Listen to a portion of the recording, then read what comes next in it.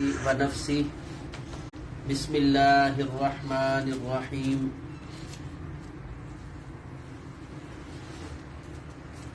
اللهم صل على محمد وعلى آل محمد كما صليت على إبراهيم وعلى آل إبراهيم إنك حميد مجيد اللهم بارك على محمد وعلى آل محمد كما باركت على إبراهيم وعلى آل إبراهيم إنك حميد مجيد ربي يسر ولا تعسر وعليك توكلنا يا ذا الجلال والإكرام اللهم انفعنا بما علمتنا وعلمنا ما ينفعنا وزدنا علما اللهم طهر قلوبنا من النفاق وأعمالنا من الرياء وألسنتنا من الكذب وأعيننا من الخيانة فإنك تعلم خائنة الأعين وما تخفي الصدور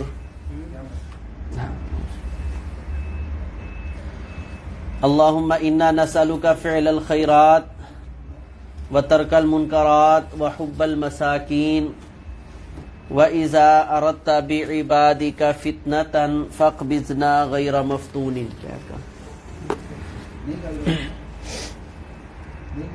اللهم إنا نسألك حبك وحب من يحبك وحب عمل يقربنا إلى حبك یہ نا اس کو بھی سامنے کر دو آج ادھر تو نہیں ہے مسئلہ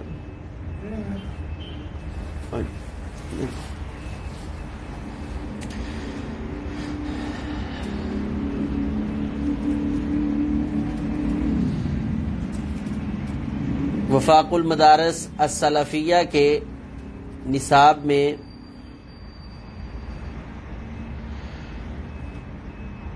شامل الاستاذ الشیخ ابو نعمان بشیر احمد حفظہ اللہ تعالی ان کی کتاب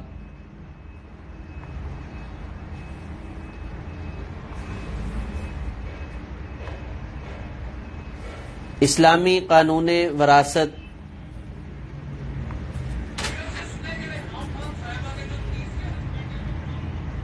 بہت ہی عمدگی کے ساتھ اور نہایت اختصار کے ساتھ ترتیب دی گئی ہے. کل کے سبق میں آپ کو یہ کام دیا گیا تھا کہ آپ احباب نے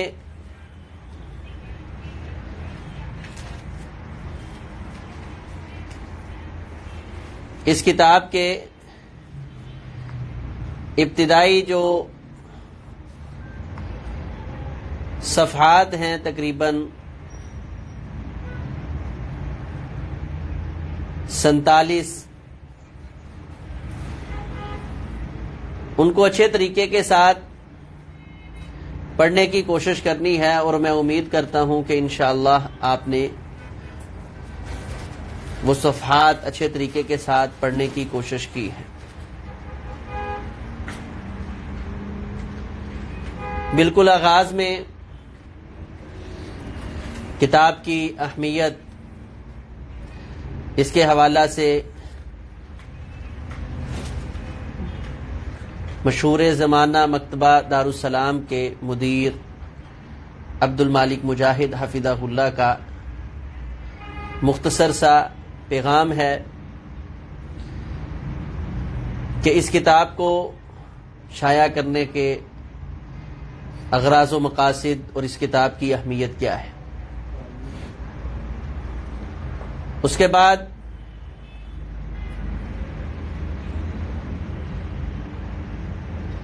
حرف اول کے نام سے شیخ الحدیث و تفسیر ابو محمد حافظ عبدالستار الحماد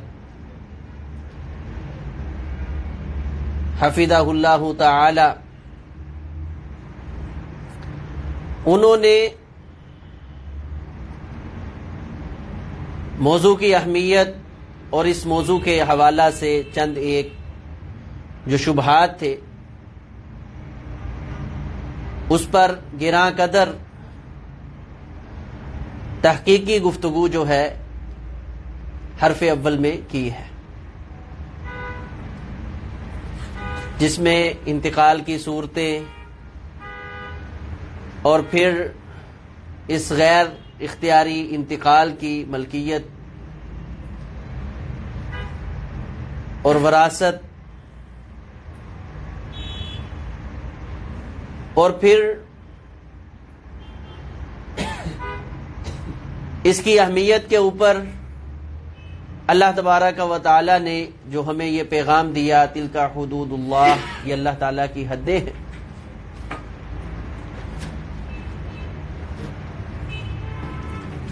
اور اس کے بعد جنت کی خوشخبری، جہنم کا خوف اور ڈر،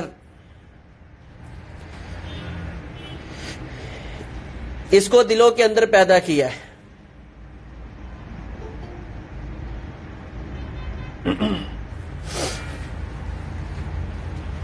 تو انتہائی اہم یہ حرف اول ہے، اس کی خصوصی طور پر اس کو اپنے طور پہ پڑھنا چاہیے، اور اس میں انہوں نے اشارہ دیا ہے آک نامہ، جو ہمارے ہاں مروجہ آک نامہ ہے،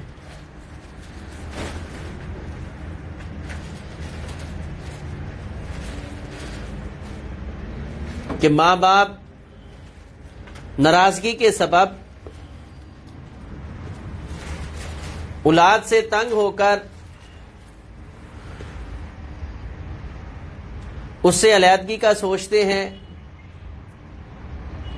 اور یہ آق یعنی نافرمانی کا نام ان بچوں کے نام ارسال کیا جاتا ہے کہ آج کے بعد یہ میرے نفع نقصان اور ترکے کا کچھ نہیں لگتا، اور نہ میں اس کا کچھ لگتا۔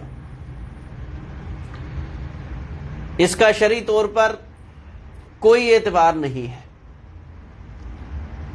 کسی باپ کو یہ حق حاصل نہیں ہے کہ وہ اپنی نافرمانی کی بنیاد پر اپنی اولاد کو ان کے حق جو شریعت نے مقرر کیے ہیں اس سے محروم کرے۔ جتنی مرضی اولاد نافرمان، گندی، غلیظ، یا بعض بچے جو ہیں وہ کم عقل، یا جسے ہم نارمل بچہ کہتے ہیں، اس صورت میں بھی ماں باپ اپنے اس بچے کو جو شریعت نے اس کا حصہ مقرر کیا ہے اس سے محروم نہیں کر سکتے۔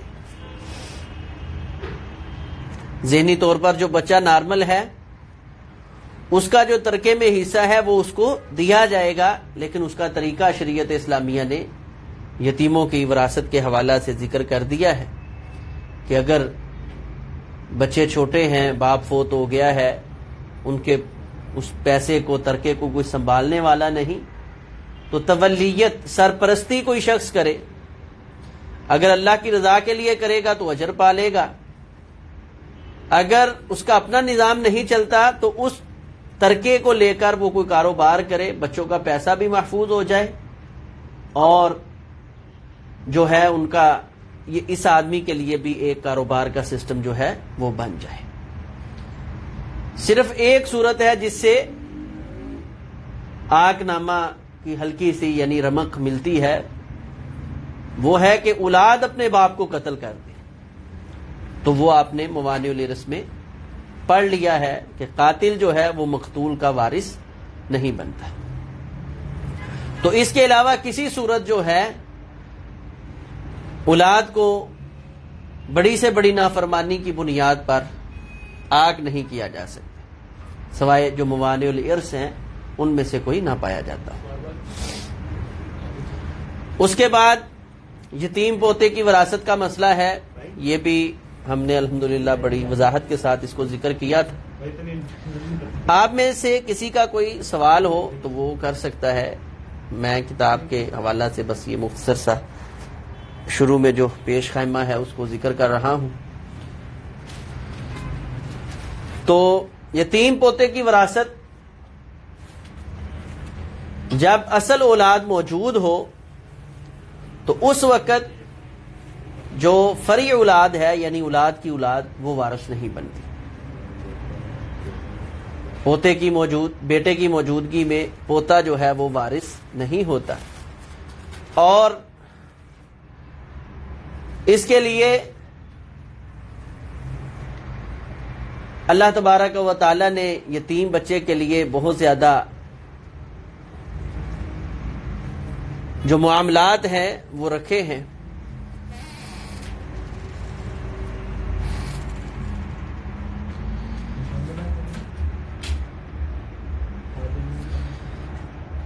کہ ایک تو ان کو ناوارث قرار دے کر ان کے لیے وصیت کا راستہ ہموار کر دیا گیا ہے. اچھا، بعض غلطیاں ہماری ہوتی ہیں اور ہم وہ ڈال شریعت پر دیتے ہیں، یعنی عدم علم ہمارا ہے، ناواقفیت ہماری ہے، تو ہم مورد الزام جو ہے وہ شریعت کو ٹھہراتے ہیں. اب یہ کمی ہماری ہے، یہ کوتاہی ہماری ہے کہ یتیم پوتے کا دادا جو ہے وہ خیال کر کے نہیں گیا، وصیت نہیں کر کے گیا، تو بعد میں الزام شریعت کو دیا جاتا ہے. لو جی یہ کیسا دین ہے جس نے یتیموں کا خیال نہیں کیا. تو اپنی غلطی تسلیم کرنے کی طرف آئیں، معاشرے کو شعور بخشیں، پھر انشاءاللہ اللہ تعالیٰ کی خیر و برکات جو ہیں وہ نازل ہو جائیں گی. یتیم پوتے کے حوالہ سے کسی کا کوئی سوال ہو تو وہ کر سکتا ہے. مزید اس کی وضاحت الحمدللہ پہلے 2 لیکچر میں ہم نے بڑی احسن انداز میں کی ہے. اس کے بعد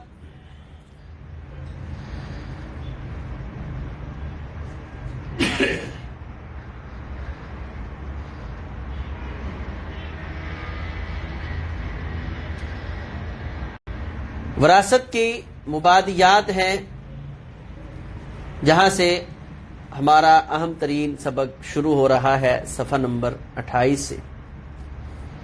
جی، وراثت کے مبادیات، ابتدائی اہم چیزیں جو تفصیل کے ساتھ پہلے لیکچر میں ہم نے ذکر کی ہیں. صلبی اولاد وہ اولاد کہلاتی ہے جو وجود سے نطفے سے پیدا ہوئی ہو. ٹھیک ہے، ماں کے وجود سے اور مرد کے نطفے سے جو اولاد پیدا ہوئی ہے وہ اس کی صلبی اولاد ہے، جسے ہم حقیقی اولاد کہتے ہیں.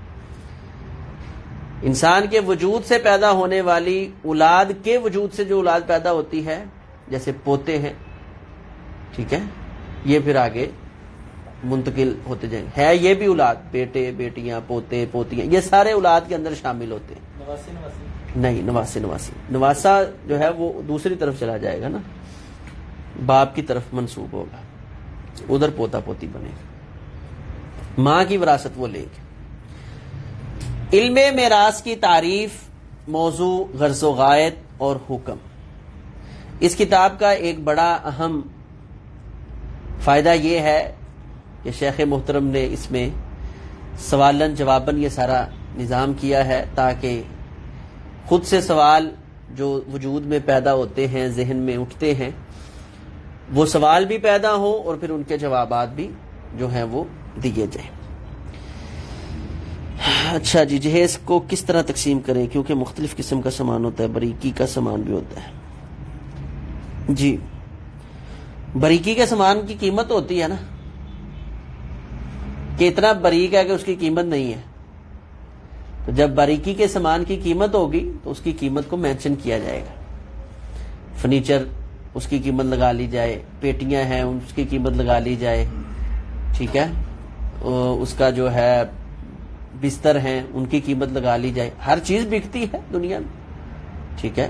تو نارمل انداز میں اس کا ریٹ لگائیں جس بیٹے یا بیٹی کو زیادہ پیار، اس وقت جو ہے نا بہت زیادہ محبت کا اظہار کرنے والے بول پیدا ہو جاتے ہیں کہ جی ماں کی جو بالیاں ہیں نا وہ تو میں نے لینی ہے.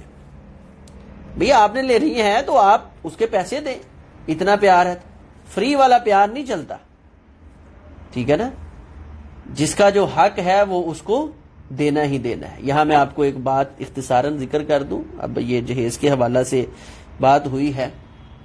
عمومی طور پر بچوں کی ماں فوت ہو جائے تو ہمارے ہاں سسٹم ہوتا ہے کہ اگر اس کی کوئی بیٹی موجود ہے تو اولین خاندان کے افراد کی خواہش ہوتی ہے یہ سونا بس یہ تو اس بیٹی کا ہو گیا. یہ کوئی اصول اور قواعد اور ضوابط، کوئی قانون نہیں ہے. یہ اللہ تعالیٰ کے ساتھ کھلی جنگ ہے. یہ اس عورت کا مال ہے، ترکہ ہے، اس میں اس کے خامد کا حصہ ہے، اس کے ساتھ اس کے بھائی ہیں ان کا حصہ ہے. یعنی میت کے بیٹے موجود ہیں، بیٹوں نے سونا کیا کرنا ہے اللہ خوب جانتے. اللہ تعالیٰ فرماتے لا تدرون ایہم اقرب لکم نفع. اللہ خوب جانتے ہیں کس کو کس چیز سے کتنا فائدہ ملنا ہے اور کون سی چیز کتنی تمہارے لیے نفع مند ہونی ہے. ہم نہیں جانتے، آپ لوگ نہیں جانتے. اس لیے یہ من مرضی کی جو تقسیمات ہیں اللہ تعالیٰ ان کو پسند نہیں کرتے. ایک ایک چیز جب شریعت نے واضح کر دی ہے اور اس کے بعد ہم یہ تصور کریں نہیں جی یہ تو ٹھیک ہے اس کی ماں کا تھا تو بیٹے کو سونے کی ضرورت نہیں، پیسے کی ضرورت نہیں، اس کے گھر میں کل کو بیوی نہیں، عورت نہیں آنی. تو جو شریعت نے حق دیا ہے. بعد کہتے ہیں وہ نہیں جی بیٹوں کو کیا ضرورت، سوچ نہیں ہے ان کو، ایسی فکر نہیں ہے، بچے ہیں، ٹھیک ہے نا تو چلیں بچی کو دے دیتے ہیں. اللہ تعالیٰ ان ساری چیزوں کو خوب اچھے طریقے سے جانتے تھے. تو عورت کا جتنا ترکہ ہے وہ سارا شریعت کے مطابق تقسیم کیا جائے گا. اگر اس عورت کے یعنی بیٹے نہیں ہیں تو پھر اس ترکے کے وارث اس عورت کا باپ اسبہ کے طور پہ بنے گا. اگر باپ نہیں ہے تو اس عورت کے بھائی جو ہیں وہ وارث بنیں گے. اصل میں یہ تکلیف اولاد سے نہیں، بعض لوگوں کو یہ تکلیف پیچھے دوبارہ جو پیسہ جانا ہے، وراثت جانی ہے، اس سے ہوتی ہے کہ بطور اسبہ وہ بھی لے جائے گی. تو چلو اپنے گھر میں ہی، ٹھیک ہے نا، وہ میاں جی ونڈن سیویاں موڑ کوڑ اپنے ہاں، یہ نظام نہیں چلتا. شریعت کا یہ نظام اصول و ضوابط پر مبنی ہے اور نبی علیہ السلام نے، اللہ تعالیٰ نے اس کے ایک ایک مسئلے کو بڑا خوب واضح کیا ہے. اس لیے اس چیز کو مد نظر رکھیں. تو میراث یا علم الفرائض کی تعریف ہم نے پڑھی ہے. ایسے اصول اور ضوابط اور قوانین کو جاننا جن کے ذریعے سے ترکے میں سے کون وارث ہے اور کون وارث نہیں اور ہر وارث کو کیا ملے گا، جن اصول و ضوابط اور قوانین کے ذریعے پہچانا جاتا ہے اس کو علم المیراث کہا جاتا ہے. موضوع اس علم کا، موضوع کا مطلب ہوتا ہے جس کے ارد گرد ہماری گفتگو رہنی ہے. آپ نے سنا ہوگا تقریر میں بندہ آج جس موضوع پر میں لب کشائی کرنا چاہتا ہوں، آج کے خطبہ جمعہ کا موضوع یعنی محل بحث، وہ الفاظ جن کے اوپر آج میری ساری گفتگو کا مرکز ہوگا، اس کو کہتے ہیں موضوع. تو علم المیراث کا مکمل جو موضوع ہے وہ کیا ہے؟ ترکہ اور اس کے مستحق لوگ اور ان کے حصص. یعنی ورثاء، شریعت میں ان کے حصص اور میت کا جو ترکہ ہے ان میں سے اس کو کیا ملے گا. یہ پورے کا آپ نے پڑھا ہے، پوری وراثت میں ہم یہی پڑھتے آئے ہیں کہ جی یہ ورثاء ہیں، یہ ان کے حصص ہیں، اور کل اصل مسئلہ اتنے سے بن گیا ہے اور ترکے کو اس طرح ان پہ اوپر ہم نے ڈیوائیڈ کیا، تقسیم کیا اور ان کو یہ مل گیا ہے. مقصد اس علم کا کیا ہے؟ کہ مقصد اس کا یہ ہے کہ حق داروں تک اس کا حق پہنچایا جائے. حکم اس علم کا یہ ہے کہ اس کا سیکھنا فرض کفایہ ہے. جی میری نانی نے اپنا سونا اپنے سب بچوں کو پہلے ہی تقسیم کر دیا تھا، مگر 1 لاکھ انہوں نے مجھے دیا تھا. باقی پوتیوں اور نواسوں کو نہیں دیا تو کیا میرے پاس جو ہے وہ واپس کر دوں ان کی اولاد کو؟ نانی نے نہیں، نانی کی تو آپ وارث نہیں ہے نا. بس آپ یہ دیکھیں کہ جو انہوں نے چھوڑا تھا ترکہ اس سے ایک تہائی سے وہ کم ہے، یعنی اس لاکٹ کی جو قیمت ہے وہ مثال کے طور پر 1 لاکھ ہے، تو باقی جو نانوں کے پاس وراثت ترکہ تھا، زمین تھی یا سونا تھا دیگر جو اس نے اپنے پوتوں پوتیوں میں تقسیم کیا ہے، ٹھیک ہے، اس سے یہ 1 تہائی کم تھا. تو آپ یعنی صاحب فرض نہیں، آپ کے لیے وہ تحفہ ہبہ وراثت ہو سکتی تھی، وہ ٹھیک ہے. لیکن اگر وہ 1 تہائی سے زائد ہے تو جو زائد ہے وہ واپس کر دیا جائے، اگر کم ہے تو وہ سارا آپ کا ہے، کوئی مسئلہ نہیں، کیونکہ آپ نانوں کی وارث نہیں ہیں. اس علم کو سیکھنا فرض کفایہ ہے، ٹھیک ہے، فرض عین ہوتا ہے ہر شخص سیکھے. فرض کفایہ ہوتا ہے کہ کم از کم آپ جس علاقے میں ہیں اس علاقے میں کوئی ایک شخص اس کو سیکھنے والا ضرور ہو. تو سر زندگی میں وراثت بانٹ ہی نہیں سکتے، مطلب ترکہ. جی زندگی میں نہیں تقسیم کرنی نا، وہ تو انہوں نے غلط کیا ہے. جو اس کو دیا ہے وہ درست ہے، کیونکہ یہ تو وارث نہیں ہے نا. لیکن اس میں بس ایک ہی شرط مد نظر رکھنی ہے کہ وہ 1 تہائی سے کم ہو، زیادہ نہ ہو. وراثت کے 3 ارکان ہیں: مورث، وارث اور موروث.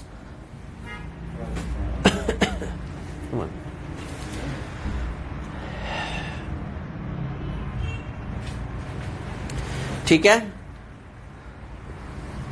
مورث یعنی میت، وارث جس نے ترکہ لینا ہے، اور موروث جو تقسیم ہونا ہے. شروط الارث، ٹھیک ہے، شرط کی کیا تعریف ہے اور وراثت شروط الارث یعنی وراثت کی شروط کیا ہیں؟ شرط کہتے ہیں جس کے عدم سے دوسری چیز کا عدم لازم نہ آئے. مثال کے طور پر عدم سے عدم لازم آئے اور اس کے وجود سے دوسری چیز کا وجود لازم نہ آئے. نماز وضو کے لیے شرط ہے، جیسے ہی وضو نہیں ہوگا نماز نہیں ہوگی، لیکن جب آپ وضو کریں آپ کو نماز پڑھنا ضروری ہے، یہ نہیں. ٹھیک ہے، بہرحال شروط الارث یہ 3 ہیں: میت یعنی مورث کی موت کے وقت وارث کا زندہ ہونا. سب سے پہلے وارث زندہ ہو. شرط کہتے ہیں ایسی چیز کو جس کے عدم سے دوسری چیز عدم، یعنی جس کے ختم ہونے سے دوسری چیز خود بخود ختم ہو جائے. جس کے لیے یہ چیز شرط ہے اس کے لیے اس کے ختم ہونے سے دوسری چیز خود بخود ختم ہو جائے. نماز کے لیے وضو شرط ہے، تو وضو ختم ہوا تو نماز ختم، نماز کا کوئی وجود نہیں ہے. ٹھیک ہے، لیکن اس کے وجود سے مشروط چیز کا وجود لازم آئے یہ ضروری نہیں ہوتا. یعنی کسی شخص نے وضو کر لیا ہے تو اب اس پر نماز پڑھنا ضروری ہو گیا، نہیں ایسا عمل. تو یہ شرط ہوتا ہے. تو شرط 3 ہے. نمبر 1 وارث کا زندہ ہونا. اگر وارث زندہ نہیں ہوگا تو وارث نہیں بنے گا. جس کا یہ وارث بن رہا ہے اس کی موت کے وقت وارث کی زندگی یہ شرط ہے. میت کی موت کا یقینی ہونا، یعنی جیسے بتایا تھا دونوں صورتوں میں یا تو وہ یقینی طور پر فوت ہوا ہے یا فیصلہ تن اس کو جو ہے وہ موت کے حکم میں شامل کر گیا ہے. اور نمبر 3 پر وراثت کے موانع نہ پائے جانا. ٹھیک ہے، یا اس کی ہم نے ایک تعریف کی تھی اسباب الارث. چوتھی اسباب الارث کا پائے جانا، کیونکہ کوئی سبب نہیں ہوگا تو وہ وارث نہیں ہوگا. اسباب الارث موجود ہوں، پھر وہ جو وارث سبب کی وجہ سے بن رہا ہے وہ زندہ ہو، جس کا وارث بن رہا ہے اس کی موت یقینی ہو، اور موانع الارث کوئی نہ ہو. اس بنیاد پر جو ہے وراثت کی تقسیم وجود میں آئے گی. وراثت کے کتنے اسباب ہیں ہر ایک کی مختصر وضاحت بھی کرنی ہے. اسباب الارث 3 ہیں، یعنی سبب کا مطلب ہوتا ہے وجہ، جس کی وجہ سے کوئی وارث بنتا ہے. قاری صاحب سرکاری ملازم فوت ہو جائے, گورنمنٹ اس کے ایک بچے کو نوکری دیتی ہے, اگر اس کے زیادہ بچے ہیں تو باقی کو نہیں دیتی.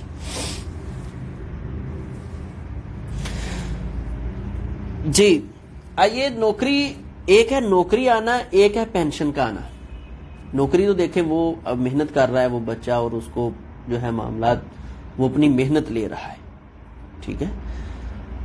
تو دوسری طرف جو ہے پینشن جو ہے یہ اکیلی بیوی نہیں لے سکتی. اس کی پینشن, اس کا ترکہ ہے, یہ اسی طرح جس طرح وراثت تقسیم ہوگی اسی طرح یہ پینشن جو ہے بیوی اس کے 8ویں حصے کی ہر ماہ حقدار ہے, باقی اس کے دیگر ورثاء کے اندر ہی تقسیم کیا جائے گا.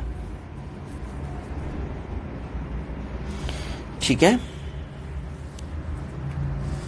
نوکری جو ہے وہ تو اپنی محنت کرے گا, ٹھیک ہے, بغیر محنت کے میت کی وجہ سے اگر کچھ مل رہا ہے تو وارث نہیں ہوگی, اکیلا وارث نہیں بنے گا, پھر وہ سب شریک ہے. وراثت کے 3 اسباب ہیں کسی ایک کی وجہ سے وارث بنا جاتا ہے. نمبر 1 نسب. نسب کی وجہ سے یعنی میت کے وہ ورثاء جو خونی رشتے سے وارث بنتے ہیں, ان کا تعلق فروع سے ہو. فروع کسے کہتے ہیں؟ اولاد کو. یا اصول سے یعنی اصل سے, اصل باپ دادا پڑدادا, ٹھیک ہے, کہتے ہیں اصل نسل, یہ ایک چیز ہے, ٹھیک ہے. جو نسل ہوتی ہے وہ اصل ہوتا ہے, ٹھیک ہے. یا اطراف سے جیسے بھائی چچا وغیرہ وغیرہ. دوسرا ہے اسباب الارث, وہ سبب نکاح. پینشن تو ہر ماہ ملنی ہے, خرچ کرے یا بانٹ دے. اپنا حق رکھے, باقی باقیوں کو, وہ بچوں کا جو حق ہے وہ محفوظ کرے, ٹھیک ہے. اپنا حق جو ہے وہ جو اس کا جو حصہ بنتا ہے اس کو وہ اپنے اوپر خرچ کرے. بچوں کا حق ہے وہ بچوں پر خرچ کرے یا وہ ان کے لیے محفوظ کرے اگر بچوں کے لیے اور دیگر ذرائع آمدنی موجود ہے. پیسہ ضائع کرنا مقصود نہ ہو اس صورت کا. نکاح, گھر کیسے چلائے؟ شادی کرے آگے. اسلام ہے نا, اسلام ہے. یہ کوئی تصور نہیں ہے کہ بیوی بیوہ ہو گئی ہے تو ساری زندگی بیوہ ہو کر ہی زندگی بسر کرے, ٹھیک ہے نا. یہ کوئی طریقہ نہیں ہے. شادی کرے آگے, ٹھیک ہے. اللہ نے اس کی ذمہ داری نہیں لگائی ہے گھر چلانے کی, گھر بنانے کی ذمہ داری ہے. تو اللہ کی دی ہوئی ذمہ داریاں چھوڑ کر خود ذمہ داریاں اٹھائے گی تو پریشان ہوگی, ٹھیک ہے.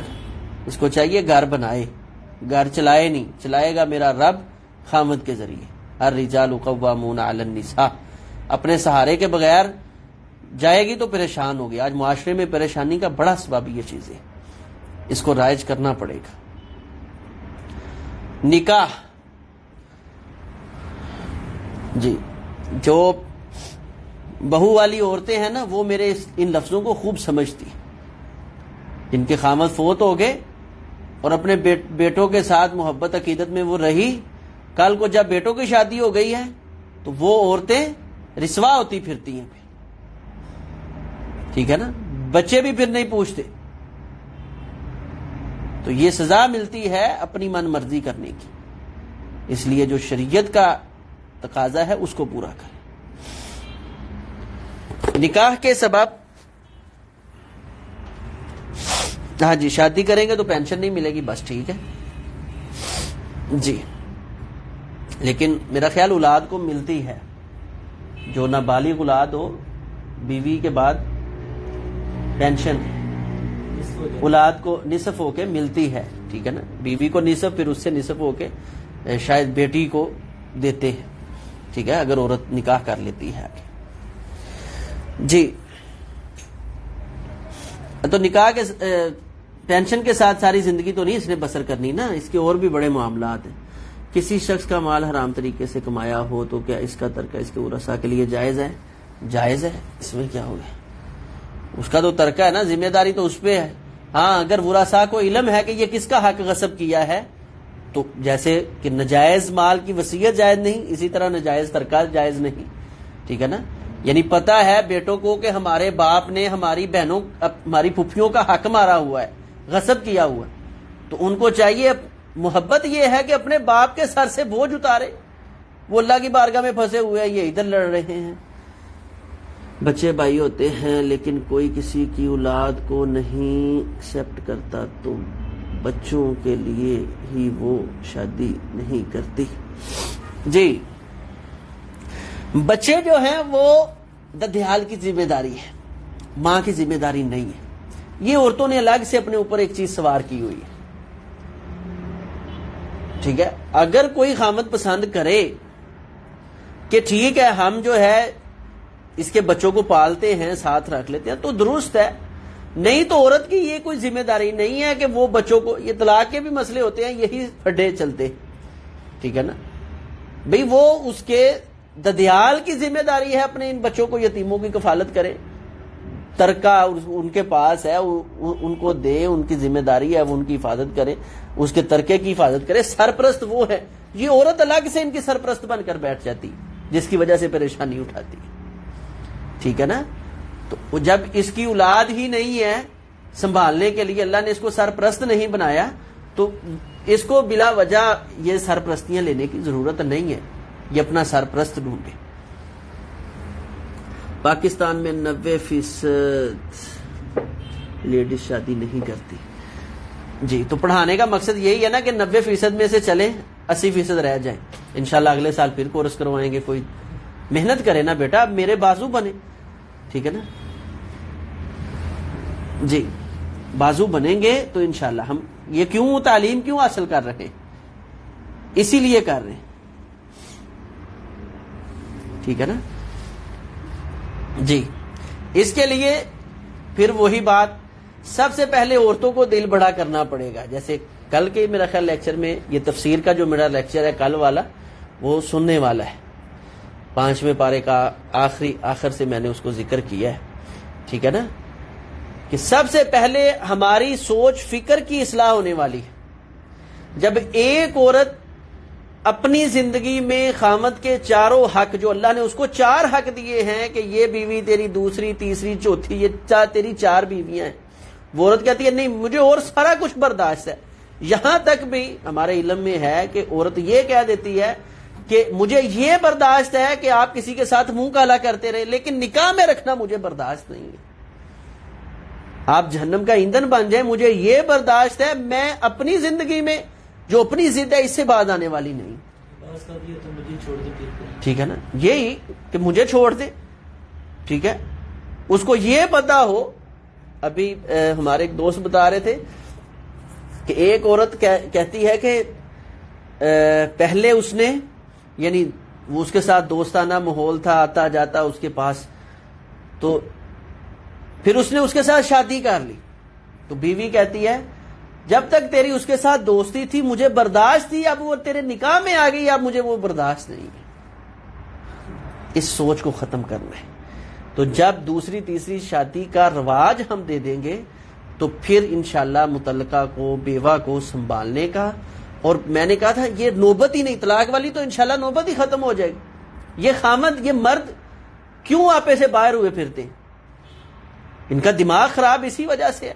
ان کو پتا ہے کہ، تو ماں باپ ڈرتے ہیں کہ اگر متعلقہ ہوگی تو کسی نے لینی نہیں، اور بندے کو مان ہے کہ میں اس کو چھوڑ دوں گا، دیکھنا یہ ذلیل کیسے ہوتی ہے۔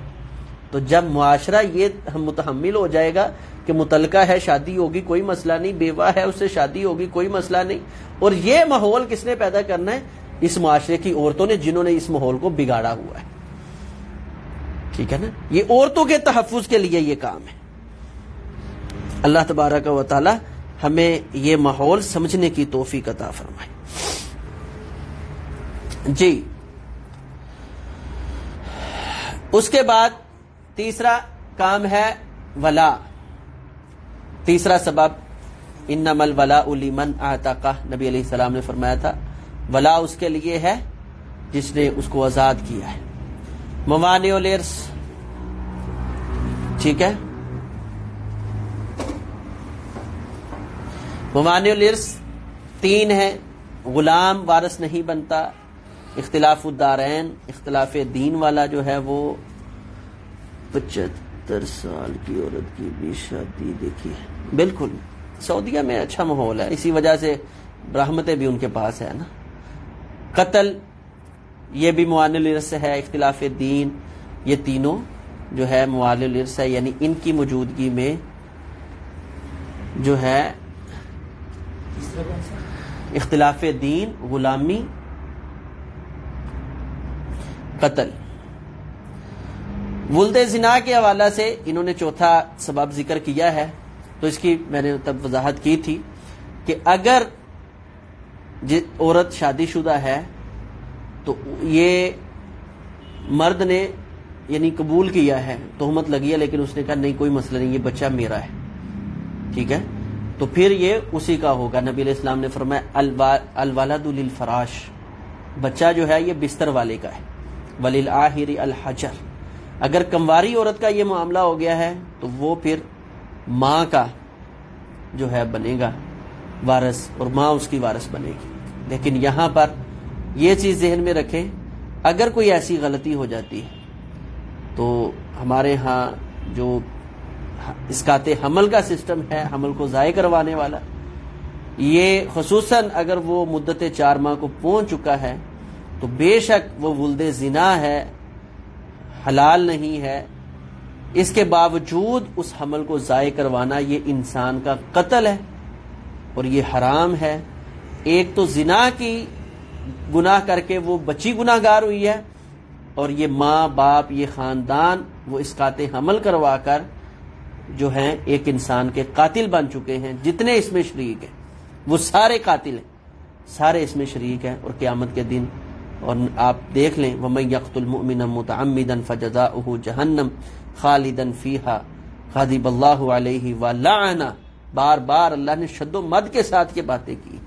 تو کسی انسان کا قتل کرنا یہ درست اور جائز نہیں ہے. غلطی انسان سے ہو جاتی ہے، اگر کوئی ایسا معاملہ ہو گیا اللہ کی رضا کے لیے درگزر کریں، اس کو سمجھائیں. قانون جو ہے اسلامی حد نافذ نہیں، اگر حدود نافذ ہو تو اس کو اسلامی حد لگوائی جائے. یہ اس کا حل ہے. جو ہم حل سوچ بیٹھے ہیں یہ حل اسلامی نہیں ہے، بلکہ ایک تو غلطی اس نے کی ہے، وہ گناہگار اس سے نفرت کرتے ہیں، اور دوسرا پورا خاندان اس کی غلطی کی وجہ سے غلطی میں ملوث ہو جاتا ہے. تو یہ معاملہ درست نہیں.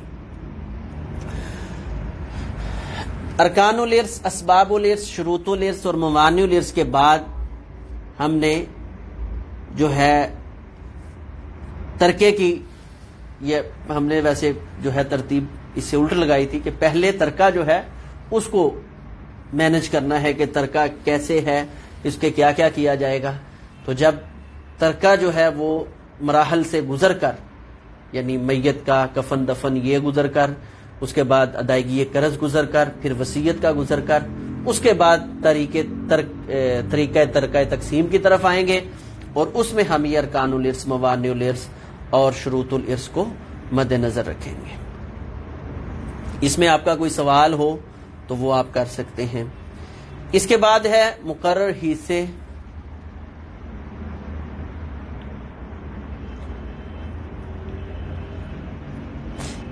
وہ سوال آپ بھیج دیں مجھے، وہ ابھی کر لیتے ہیں. مقررہ حصے اور ان کے مستحقین، فرائض یعنی جو اصحاب الفروض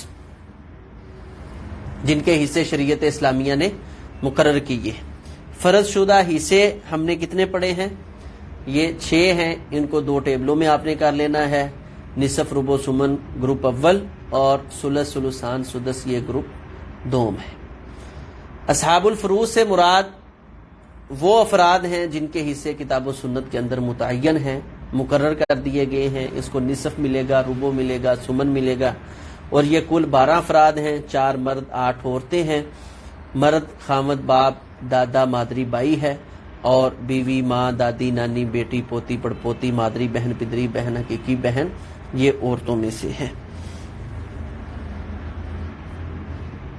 جی، اصحاب الفروض کے حصص کی تفصیل کیا ہے یہ آپ کو ٹیبل کے اندر اچھے طریقے سے لکھوائی ہے. اس کو مزید آپ اچھے طریقے کے ساتھ سمجھنے کی کوشش کریں.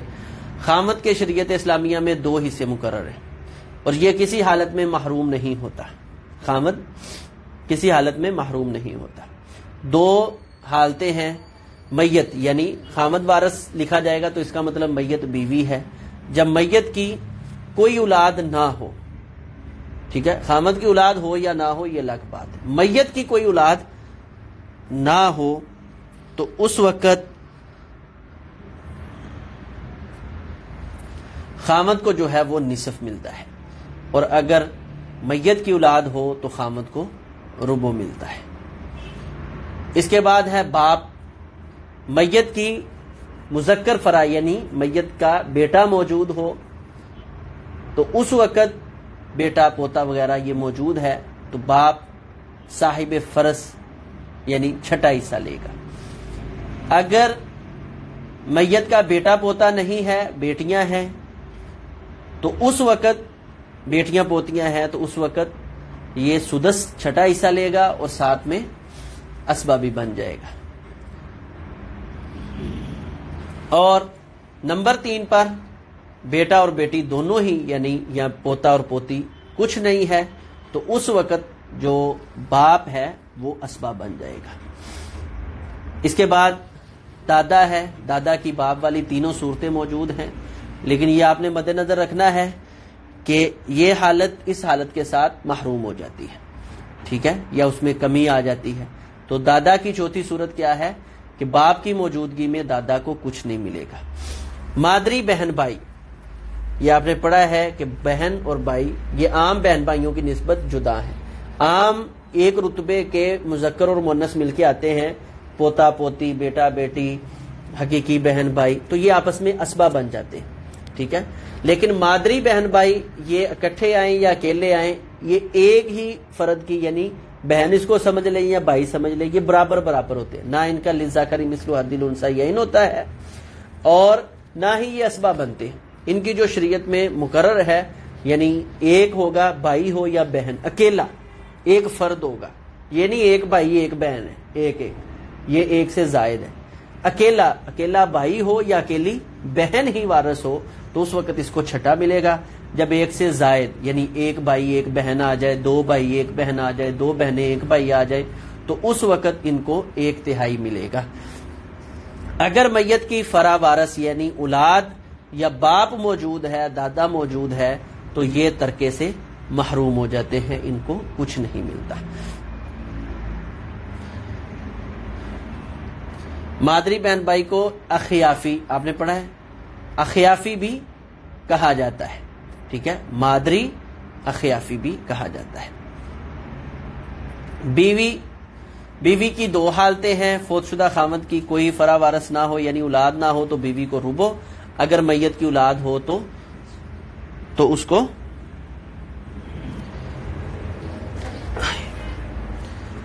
سمن ملتا ہے، ٹھیک ہے۔ باقی اس کے بعد ماں ہے، ماں کا اولاد نہ ہو، ٹھیک ہے، اور نہ ہی بہن بھائی ہو تو ماں کو ثلث ملے گا۔ بہن بھائی ہے یا میت کی اولاد ہے تو اس وقت ماں کے لیے اللہ تبارک و تعالی نے ثلث رکھا ہوا ہے۔ اور خامد بیوی کے ساتھ اس کا ایک الگ طریقہ ہے، وہ ہے کہ پہلے خامد بیوی کو دیا جائے گا، جو ماں باقی بچے گا اس میں سے ماں کو 1/3 دیا جائے گا، یہ ایک قول کے مطابق یہ ہے، اس کو کہتے ہیں ثلث ماں باقی، ٹھیک ہے۔ تو کوئی برا سا میں آپ کا کوئی سوال ہے تو وہ کر لے۔ دادی نانی کے بارے میں نے آپ کو بتایا تھا کہ یہ جتنی بھی ہو جائیں یہ ان کو چھٹا حصہ ہی ملتا ہے، ٹھیک ہے۔ یہ ایک سوال تھا کل کا، اس کو ہم ذرا کر لیں، باقی آپ اچھے طریقے کے ساتھ اس کو پڑھ لیں، کوئی اور سوال ہو تو آپ کریں انشاءاللہ، تاکہ ہاں جی اللہ بھائی مادری بھائی حقیقی بھائی کٹھے آئیں تو کیا حصہ آئے گا؟ اللہ بھائی مادری بھائی حقیقی بھائی، تو حقیقی بھائی جو ہے یہ وارث بن جائیں گے بطور اسبہ، اور مادری بھائیوں کو جو ہے حصہ مقرر ہے وہ دے، اللہ بھائی محروم ہو جائیں گے، ٹھیک ہے۔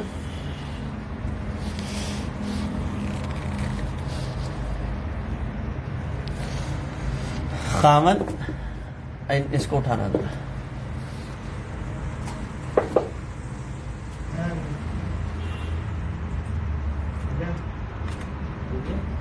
چلے بس ٹھیک. جی بس کر. وہ کلاس ایک شخص ہے.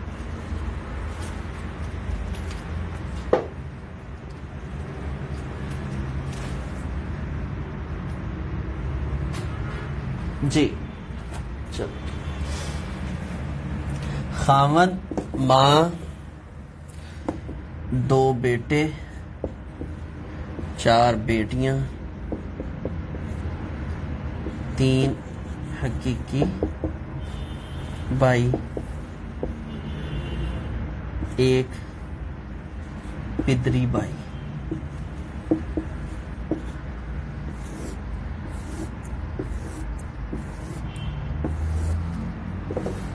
میت کی اولاد بیٹے اور بیٹیاں موجود ہیں تو خاوند کو کیا ملے گا؟ ربع. ماں کو کیا ملے گا؟ سدس. بیٹے اور بیٹیاں اسبا. حقیقی بھائی اور پدری بھائی دونوں محروم ہو جائیں گے. ٹھیک ہے. اصل مسئلہ کتنے سے ہو گیا؟ 12 سے.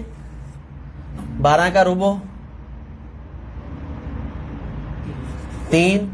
سدس چھٹا حصہ 2 3 اور 5 یہ ہوئے اور باقی کیا بچے 7 ان کو مل گئے. ٹھیک ہے. اب 2 بیٹے ہیں ان کو ڈبل کر لینا ہے. 4 ہو گئے. 4 بیٹیاں ہیں تو ٹوٹل کتنے ہو گئے؟ 8. 8 اور 7 میں کون سی نسبت ہے؟ تباین کی. تو 12 کو 8 کے ساتھ ضرب دے دیں گے. کیا بن گیا؟ 12 8 96. ٹھیک ہے. حصص اسی طرح نکال لیں. 8 3 24 8 2 16 اور 8 7 56. ٹھیک ہے. اب ان میں سے یعنی بیٹوں کے کیا ملیں گے؟ 56 حصے 8 افراد پہ تقسیم کیے تو ہر ایک کے حصے میں 7 آ گئے. تو 2 بیٹوں کو مل گئے 28 اور 4 بیٹیوں کو مل گئے 28. ہر بیٹے کے حصے میں آ گیا 14 اور ہر بیٹی کے حصے میں آ گیا 7. باقی سارے محروم ہو جائیں. ٹھیک ہے.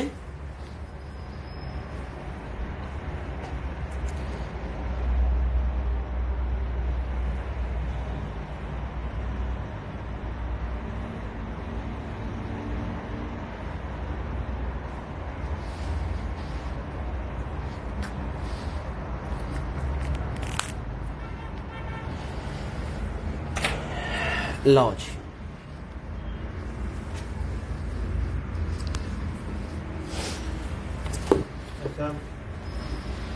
کسی کا کوئی اور سوال؟ آپ کو جو کتاب میں دیا گیا تھا اس میں سے کسی کا کوئی سوال رہتا ہو تو وہ کر لے.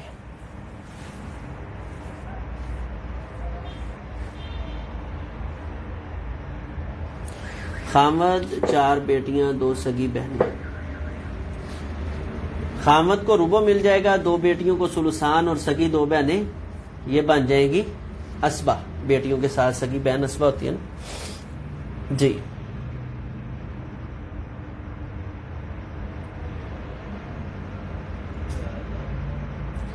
اسباب کی پہچان ہو گئی ہے.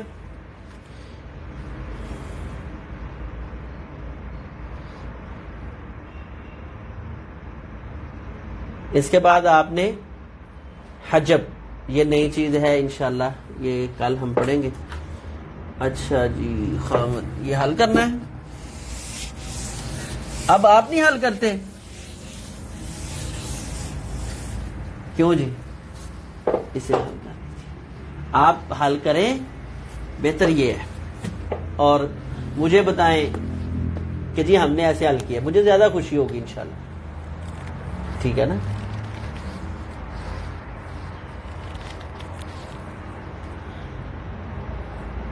جی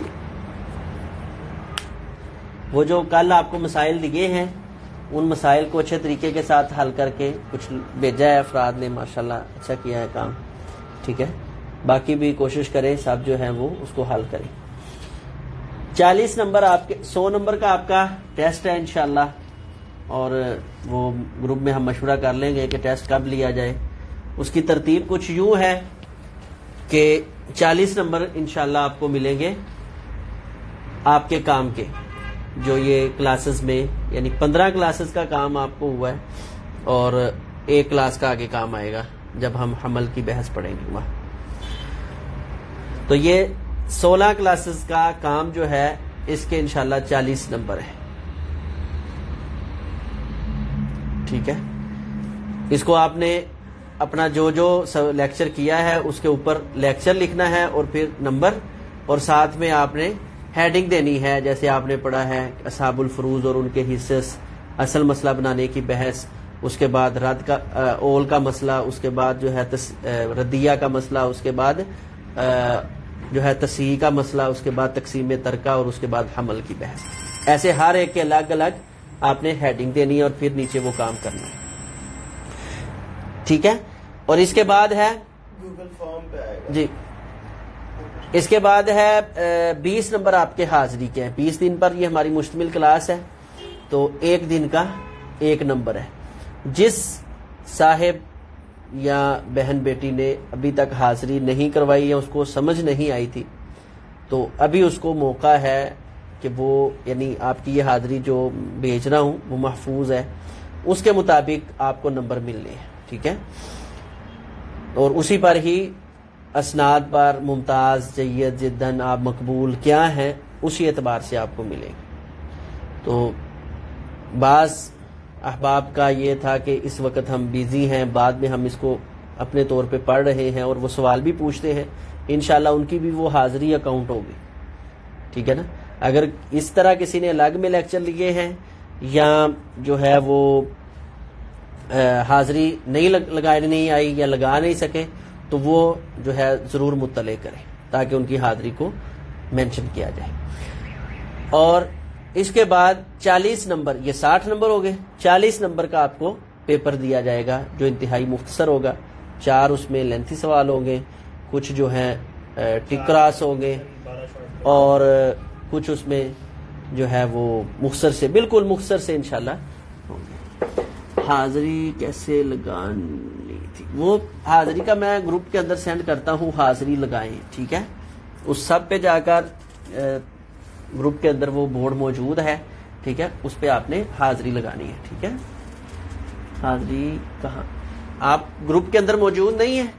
جو ہم نے تفہیم وراثت کے گروپ بنائے ہیں اس میں روزانہ حاضری آ رہی ہے. ہم نے تو سارے لیکچر لیے تھے براہ راست، ٹھیک ہے. چلیں، آپ گروپ کے اندر ایڈ نہیں ہیں جو یہ پوچھ رہے ہیں؟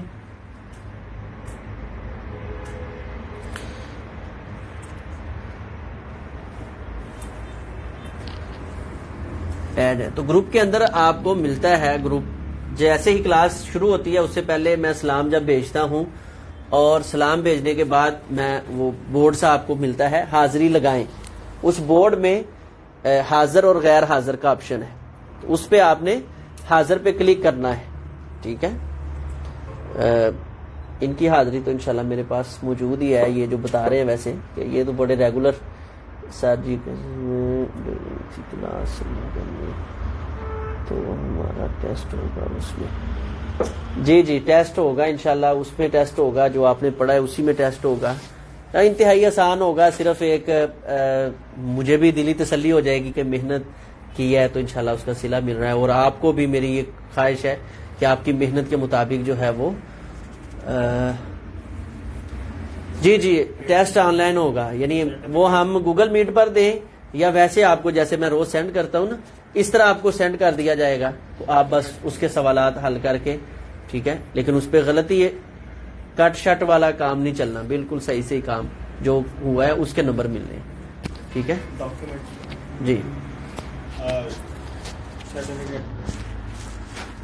جی جی اس کا ٹائم ہوگا، یہ تو میں گروپ میں مشورہ کروں گا نا کہ کس دن کس ٹائم ہم رکھیں. کیونکہ کچھ لوگوں کے ابھی لیکچر مکمل نہیں ہے، تو یہ تو چلے ہم نے تیزی سے پڑھا ہے، ہر بندے کا لیول اپنا ہوتا ہے، ٹھیک ہے. تو ابھی کچھ ایسے ہیں جو ابھی 10-11 لیکچر 12 لیکچر کے اوپر ہی موجود ہیں، ٹھیک ہے. تو ہم 1-2 دن انشاءاللہ دیں گے، ایسے نہیں ہے، زیادتی نہیں ہوگی کسی کے ساتھ. جس نے محنت کی ہے انشاءاللہ اس کو اللہ اس کا ضرور صلہ دے گا، ٹھیک ہے. تو یہ ہم چند دن چھوڑ کر اس کے بعد انشاءاللہ آپ کو سرٹیفکیٹ دیے جائیں گے اور ادارے میں بلا کر انشاءاللہ اور جو نمایاں آنے والے بچے ہیں ان کو انشاءاللہ انعامات سے نوازا جائے گا، خصوصاً حاضری کے حوالہ سے اور نوٹس کے حوالہ سے. اور پھر جس نے یہ 2 کام کیے انشاءاللہ اس کے لیے وہ مزید آسانی ہو جائے گی. ادارہ کہاں ہے؟ ڈیفینس مین بولیوارڈ پر، ٹھیک ہے، لاہور. نہیں ملتا حاضری. آپ گروپ کے اندر، یہ نور ہدایت جو ہے گروپ کے اندر ایڈ ہے، اگر ایڈ نہیں تو جو جہاں سے آپ نے یہ نمبر لیے ہیں، ٹھیک ہے، یا ادارے کا نمبر، اس کے خواتین بھی آئیں گی. جی صاحب، انشاءاللہ جتنے بھی طلبہ و طالبات ہیں سب کو انشاءاللہ دعوت ہوگی. آپ کے لیے اچھا سا ایک ہم پروگرام ترتیب دیں گے، تاکہ صرف ایک ہی نہیں، ہم چاہتے ہیں انشاءاللہ جتنے آپ پڑھ کے جا رہے ہیں ہم مکمل آپ کو پیچھے سے دوبارہ سپورٹ کریں، اور انشاءاللہ آگے کراچی سے کیسے آئیں گے. چلے جو کراچی سے ہیں وہ نہیں آ سکتے تو ان کے لیے تو کوئی ہو جائے گا اوورسیز کا. جی صاحب کو ہماری تو دعوت ہے جی، کراچی کیا کوئی باہر سے ہیں وہ بھی آئیں، ٹھیک ہے. ہمیں تو خوشی ہوگی، ہمارے طلبہ ہمارے شاگرد، ٹھیک ہے، آئیں. ہمارے استاد کہا کرتے تھے حقیقی اولاد کو مل کر اتنی خوشی نہیں ہوتی جتنی جو روحانی اولاد ہے اس کو مل کر خوشی ہوتی ہے، ٹھیک ہے نا. کہتے کہ حقیقی بیٹے بیٹیوں کو مل کر وہ خوشی نہیں انسان کو محسوس ہوتی. اصل تو متاع یہ ہے نا کہ مر جائیں گے، دنیا سے چلے جائیں گے، کم از کم ہمارے پیچھے یہ ہمارے لیے دعا کرنے والے، کبھی کوئی وراثت کا مسئلہ یا کوئی دیگر انشاءاللہ آگے ہم نے چلانے ہیں سسٹم، کوئی ایسا سسٹم ہوگا تو انشاءاللہ ہمارے لیے کوئی دعا کرنے والا ہوگا. بیٹا یہ نمبر آپ 0303983810، ٹھیک ہے، اس پر اپنا جو ہے وہ میسج کر کے گروپ کے اندر ایڈ ہو جائیں جو گروپ کے اندر ایڈ نہیں ہے. سبحانک اللہم و بحمدک، اشہد ان لا الہ الا انت، استغفرک و اتوب الیک. اللہ تعالی ہم سب کا حامی و ناصر ہو. دین کے کاموں میں اللہ تعالی ہمیں بڑھ چڑھ کر شریک ہونے کی توفیق عطا فرمائے. ہر قسم کی بیماری، تکلیف، دکھ، پریشانی سے اللہ تعالی ہمیں نجات عطا فرمائے. سبحانک اللہم و بحمدک، اشہد ان لا الہ الا انت، استغفرک و اتوب الیک.